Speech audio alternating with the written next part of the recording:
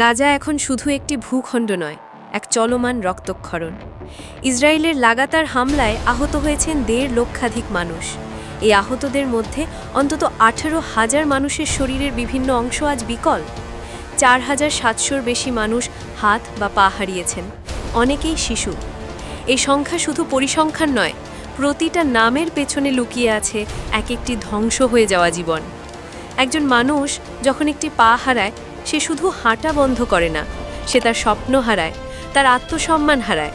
আর যখন সেই চিকিৎসা, পুনর্বাসন বা আশ্রয় পর্যন্ত পাওয়া যায় না, তখন বেঁচে থাকাটাই হয়ে ওঠে এক নীরব যন্ত্রণা।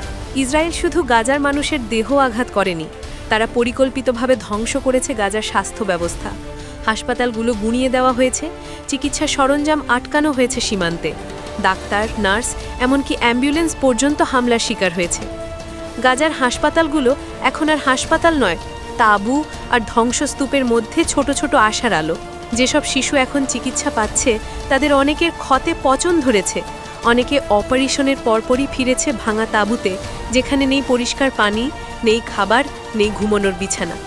তাদের অনেকের শরীরে দেখা গেছে পচে যাওয়া মাংস, ফোড়ায় ভরা ক্ষত, যেখানে উড়ে বেড়াচ্ছে মাছি আর কিলবিল করছে পোকা। তবে শারীরিক যন্ত্রণা এখানেই শেষ নয়, আছে মানসিক ধ্বংস। শিশুরা আজ তাদের শৈশব হারিয়েছে, অনেকেই বাবা মা হারিয়ে ভাই বোনদের দায়িত্ব নিচ্ছে।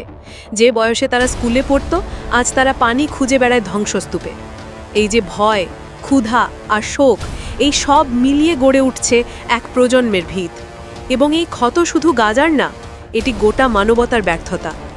আন্তর্জাতিক সম্প্রদায় এই গণহত্যা দেখছে, কিন্তু কিছু করছে না। এ যেন চোখের সামনে ধ্বংস হতে থাকা এক জাতির গল্প, যেখানে নীরবতা হয়ে উঠেছে সহায়তা আর নিষ্ক্রিয়তা হয়ে উঠেছে অপরাধ।